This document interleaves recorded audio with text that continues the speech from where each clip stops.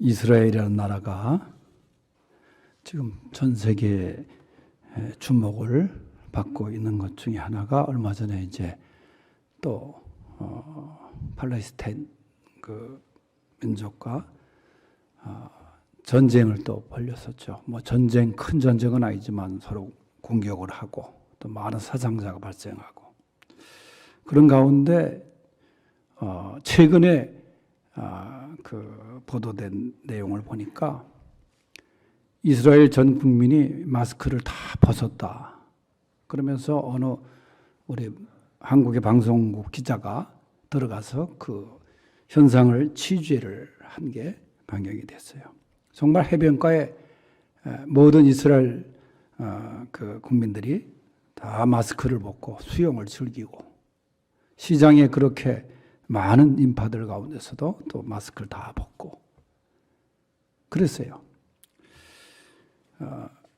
그러면서 이제 그 방역에 처음에는 방역에 우리나라가 뭐 K 방역이라 해서 뭐 성공 사례를 전 세계가 뭐 본받아야 된다 그렇게 막 떠들지 않았어요. 근데 정작 우리보다도 높았던 그 환자가 아주 급감을 하면서 지금은 이제 자유롭게 일상생활로 돌아간 나라가 되었다. 그러면서 지금 네타냐후가 그 총리에 대해서 아주 극찬을 하는. 처음에는 이 사람의 지지도가 계속 떨어지고 뭐 지금 수사도 받고 있다 뭐 그런 얘기까지 하는데 지금 인기가 얼마나 높아갔는지 모른다. 그러면서 기자가 굉장히 부러움을 나타내는 그런 모습들을 본 적이 있어요. 그러니까 이 지도자의 역할이 그냥 처음에 코로나가 발병하고 그럴 때 이 백신 확보에 이스라엘이 굉장히 앞장을 쓴 거예요. 그래서 전 국민이 맞고도 남을 정도에, 그래서 우리 유학생들도 그저 한국에 이스라엘이 막 그 처음에 발병했을 때 한국으로 왔는데 오히려 한국에 있다가 다시 빨리 이스라엘 들어가 가지고 백신 맞고 지금 유학생활을 하고 있다는 그 인터뷰도 보았습니다만은 참 그러니까 지도자를 존경하고 그들이 그런 모습을 볼 수 있습니다. 오늘 말씀의 제목이 본받아야 할 지도자입니다. 이 지도자는 바로 본문에 나오는 아사왕입니다. 본받아야 할, 본받을 만한 그런 지도자, 그런 리더십의 지도자. 우리 지금 현재 가천대학의 석자 교수로 있는 나정일 교수라는 사람이 있는데 이 사람이 최근에 책을 펴낸 것이 제목이 뭐냐면은 한국의 불행한 대통령 이런 제목의 책을 냈어요. 한국의 불행한 대통령. 이 사람이 영국의 캠브리지 대학에서 정치학 박사를 받은 사람인데 김대중 대통령 시절에 이제 영국 대사도 지내고 또 중요한 국가정보원의 그 해외와 북한 담당도 하고 그랬습니다. 또 노무현 정부에서는 또 국가안보보좌관도 한 사람이에요. 일본 대사도 했고. 그러면서 이 사람이 책을 내면서 이 불행한 전직 대통령들, 오랫동안 자신이 관심을 가졌던 주제인데 자기가 두 대통령을 모셨다 그 말이에요. 그런데 그 대통령 중에 이 노무현 대통령만큼은 그렇게 되지 않으리라 생각을 했다는 거예요. 그래서 그 다음에 대통령 하겠다는 사람들이 만일 자기에게 자문을 구하면 그런 질문을 하고 싶었대요. 그렇게 불행하게 안 될 자신이 있느냐? 왜 불행하게 됐는지 생각해 봤느냐? 그렇게 묻고 싶다는 거예요. 여러분, 지금 이 대한민국의 전직 대통령 두 사람이 감옥에 있잖아요. 물론 자신들의 잘못도 측근들의 잘못이 많죠. 가족들의 잘못이 많죠. 여러분 한번 회상해 보면은 이승만 대통령 그저 하와이에서 쓸쓸하게 세상을 떠났어요. 박정희 대통령 측근에게 암살당했어요. 전두환 노태우 두 사람 다 모두가 감옥에 있었어요. 김영삼 대통령 감옥에 안 갔지만은 자식들이 감옥에 갔어요. 또 노무현 대통령 스스로 생을 마감했어요. 이명박 박근혜 대통령 다 감옥에 지금 현재 있어요. 이 대통령이 당선이 되면은 많은 기대감 속에 뭐 지지율이 높아가고 올라가죠. 그러다가 언젠가 이 사람 찍은 사람 손가락 다 찍어서 바다에 띄워야 된다. 뭐 그런 얘기까지 나올 정도로 실망이 반복되지 않았습니까? 지금 현재 미국의 바이든 대통령이 이 당선인 시절에 기자가 트럼프 대통령이 법정에 서는 것을 생각해 본 일이 있는가? 얼마나 막판에 심술 부리고 끝까지 재판 걸고 그러지 않았습니까? 그런데 바이든이라는 대통령이 한 얘기가 뭐예요? 전직 대통령을 기소하는 것은 매우 특별한 일이다. 민주주의에서 그렇게 좋은 일이 아니다. 이 사람 답변이 그랬습니다. 사실 우리나라처럼 지도자가 사법 처리된 그렇게 많은 지도자가 말이죠. 그런 나라가 세상에 이 지구상에 없어요. 유례가 없다는 거예요. 북한에서 2004년도에 낸 책 중에 남한을 전직 대통령을 감옥에 넣기 좋아하는 나라 그렇게 기록을 한 적이 있다 그래요. 여러분 이렇게 지도자가 감옥에 가고 불행하게 최후를 마치고 참 가슴 아픈 일 아닙니까? 정말 본받을 만한 지도자가 되어야 될 텐데. 오늘 본문에 등장하는 이 아사 왕이라는 지도자, 아사라는 지도자, 정말 지도자로서 오늘 성경에 보면은 얼마나 정말 본받을 만한 지도자였는지, 존경스러운 지도자였는지 몰라요. 첫째가 그는 정직한 지도자였어요. 9절에서 11절을 다 같이 한번 읽어봅니다. 시작. 이스라엘의 여로보암 왕 제20년에 아사가 유다 왕이 되어 예루살렘에서 41년 동안 다스리니라. 그의 어머니의 이름은 마아가라 아비살렘의 딸이더라. 아사가 그의 조상 다윗같이 여호와 보시기에 정직하게 행하여. 아멘. 아사가 그의 조상 다윗같이 여호와 보시기에 정직하게 행했다. 여러분, 하나님 앞에 정직하게 살아간 사람, 지도자 아사였습니다. 사람 앞에서 정직하게 사는 것도 얼마나 귀하고 귀한 일이에요. 그런데 하나님 앞에서 정직하게 살았다. 정직하게 행했다. 여러분, 그러면 이건 백성들 앞에서도 얼마나 정직한 지도자였는지 몰라요. 그러면서 오늘 말씀이 뭐라 그럽니까? 그의 조상 다윗과 같이 그랬어요. 다윗을 등장시킵니다. 우리가 잘 아는 다윗, 참 위대한 이스라엘의 왕입니다. 지금도 제가 아주 오래전에 이스라엘 그 성지순례 한번 갔을 때 그 다윗의 무덤 얼마나 순례객들이 많이 찾는지 몰라요. 다윗이라는 사람을 그리워하는 성군이라고 생각해요. 왜냐하면 그렇게 넓은 영토를 차지하고 승리의 연속의 주인공이고 말이죠. 그래서 다윗이라는 이름이 많아요.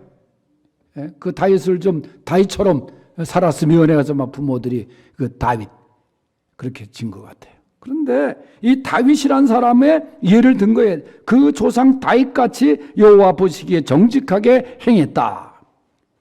사실 다윗도 거짓된 모습으로 범죄를 저질렀던 사람 아닙니까? 자기 충성스러운 우리아라고 하는 그 장군을 최전선에 내보내놓고 일부러 죽게 한 다음에 그 아내를 취한 사람이 다윗 아닙니까? 그런데 다윗은 거기에 대한 하나님 앞에 정말 눈물로 정말 정직하게 회개하는 그런 사람이었어요. 침상을 적시면서 하나님이여 나에게 정직한 영을 새롭게 하옵소서. 나에게서 성령을 거두어 가지 마옵소서. 진심으로 하나님 앞에 회개한 사람 아닙니까? 비록 그가 죄를 졌어도 하나님 앞에 진실로 회개할 때 하나님은 그를 다시 사용하신 것 아니에요. 그래서 성경은 다윗을 정직의 모델로 삼고 하나님 앞에 정직했다. 아사를 그렇게 이야기를 합니다. 지도자만 정직해야 됩니까? 지도자만 진실해야 됩니까? 정의로워야 됩니까? 그게 아니고 우리 하나님의 백성들 다 하나님 앞에 정직하게 살아가야 할 줄로 믿습니다. 정직해야 된다는 거예요. 하나님 보시기에.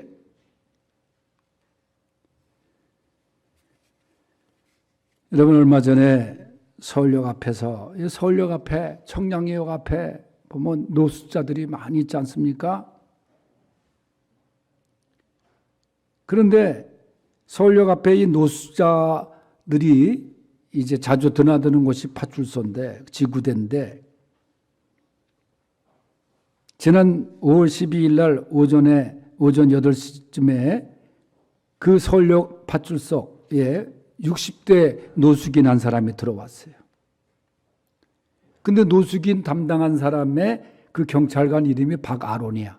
아마 기독교인인 것 같아. 아론이면 모세의 형 이름이 아론 아니에요? 이 박아론 경사가 있었는데 그 박아론 경사를 찾아와서 박 경사 내가 지갑을 하나 주었어. 주인을 찾아줘야 될 것 같아. 그러면서 이 노숙자가 두툼한 검은색 가죽 지갑을 꺼내놓았어요. 근데 그 안에를 보니까 5만 원권 지폐 34장, 수표, 상품권, 그래서 한 200만 원 넘게 현금 가치가 있는 게 들어있었어요. 그래서 박 경사가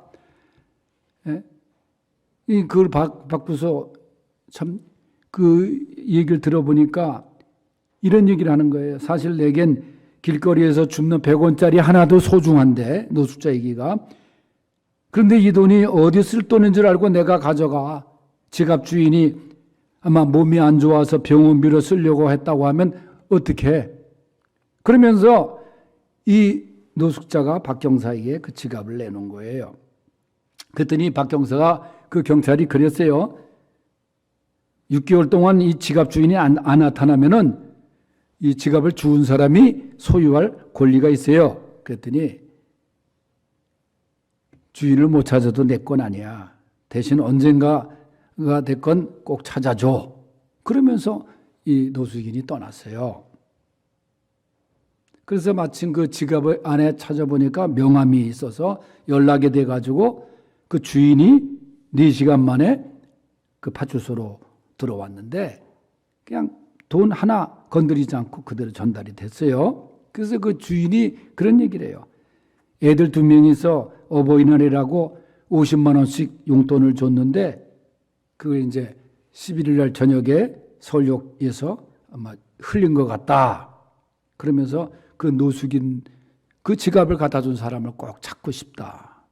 그래서 뒤져가지고 찾았어요.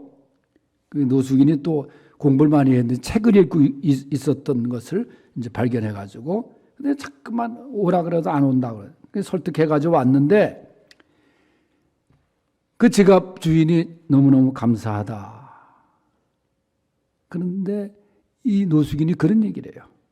지갑을 보니까 자기가 회사 다닐 때 생각이 났다는 거예요. 첫 봉급이 이 150만 원이었던 것 같은데 집에 오다가 그걸 잃어버렸대요. 자기가.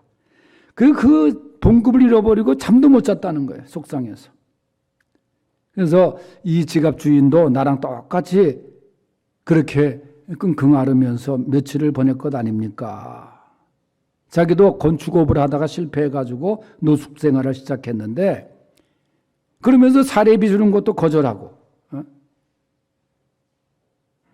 여러분 이게 쉬운 일이냐 그 말이에요.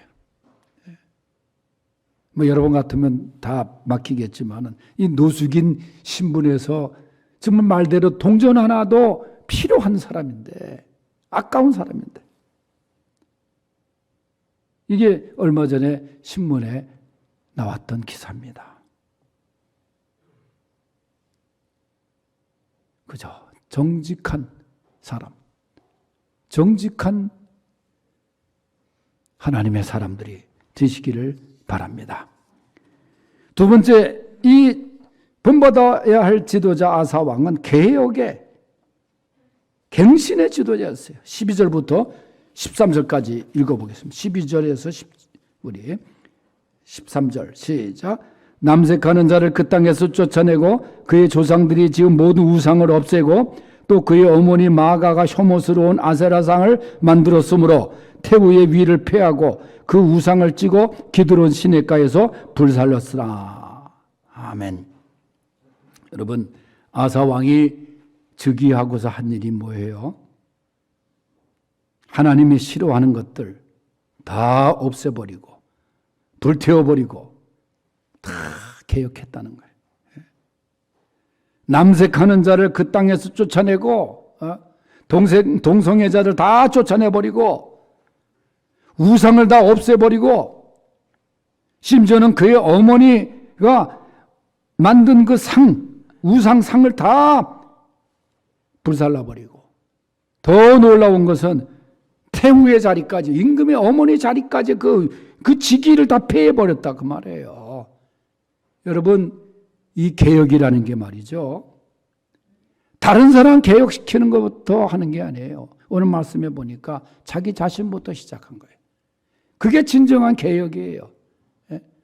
자기 집부터 개혁했어요. 어머니라고 할지라도 하나님 모시기에 잘못된 것, 신앙에 잘못된 것 다 없애버렸다는 거예요. 다 불태워버렸다는 거예요. 그러나 자기 자신이 개혁의 모범이 되니까 다 백성들이 따라할 수밖에 없는 거 아니에요? 이 아사 왕의 한 일이 바로 이런 개혁입니다. 자기 자신부터 시작한 개혁이에요. 전직 대통령 얘기를 했지만은 전직 대통령들이 다 자식들 문제로, 측근의 문제로부터 비리가 시작되면서 당하고 감옥 가고 그런 일들이 얼마나 많습니까? 하나님 모시기에 우상스러운 것들 다 개혁해야 된다는 거예요. 하나님보다도 좋아하고 거기에 빠져있고 다 그거 하나님 자리에 앉아있는 것들 다 과감하게 없애버리고 불태워버리고. 이처럼 아사왕은 개혁을 과감하게 한 사람이에요. 이런 지도자가 있어야 된다. 여러분, 내가 혹시 하나님 앞에 불살라버려야 될 것, 불살라버려야 될 것, 없애버려야 될 것, 정리해야 될 것 혹시 있습니까? 다 개혁할 수 있기를 바랍니다.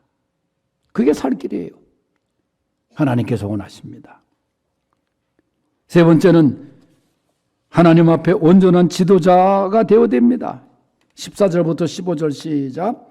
다만 산당은 없애지 아니하니라. 그러나 아사의 마음이 일평생 여호와 앞에 온전하였으며 그가 그의 아버지가 성별한 것과 자기가 성별한 것을 여호와의 성전에 받들어 드렸으니 곧 은과 금과 그릇들이더라. 아멘.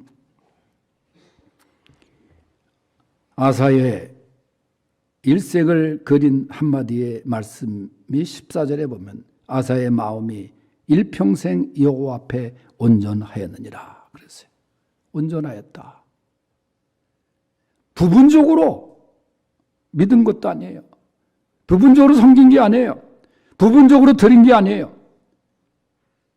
15절에 보면 그가 여호와의 성전에 받들어 드렸다 그랬잖아요. 은과 금과 그릇들이더라. 상징적인 거죠. 다 온전하게 들었다는 거예요. 여러분, 하나님은 온전한 헌신을 원하십니다. 온전한 믿음으로 나가는 것을 원하십니다. 또 기뻐하세요.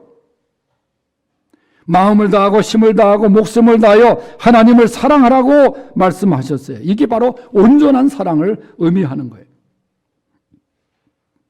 여호수아 15장에 보면은 믿음의 사람 갈렙을 말할 때 12 정탐꾼 중에 하나님 여호와를 온전히 쫓았다. 여호수아를 칭찬합니다. 온전히 하나님을 쫓았다는 거예요. 그저 완벽하게 흠잡을 데 없이 믿음 생활하기란 쉽지는 않죠. 그렇다고 적당하게 믿거나 적당하게 흉내내는 믿음을 가져서는 안 돼요. 여러분, 예수님이 뭐라고 말씀하셨어요? 마태복음 5장 48절에 보면은 하늘에 계신 너희 아버지의 온전하신 것 같이 너희도 온전하라. 온전을 믿음의 목표로 말씀하셨어요. 오늘 아사왕은 정말 하나님 앞에 온전한 마음, 온전한 믿음으로 나간 사람이에요. 오늘 드리는 예배도 온전한 예배가 되어야 돼요. 온전한 믿음으로 나갈 수 있는 우리 아사왕을 본받는 성도들이 되시기를 축원합니다. 하나님 아버지 감사합니다. 본받아야 할 지도자 아사왕, 하나님 앞에 정직한 아사왕, 우리도 하나님 앞에 정직한 성도들 되게 하시고 개혁해야 될 것, 버려야 될 것, 정리해야 될 것, 아사왕처럼 개혁할 수 있는 우리 모두가 되게 하여 주시옵소서. 아사의 마음이 일평생 여호와 앞에 온전하였더라. 온전한 믿음, 온전한 헌신, 온전한 섬김, 온전한 예배로 나아가는 우리 성도들 되게 하여 주시옵소서. 예수님의 이름으로 기도하옵나이다. 아멘.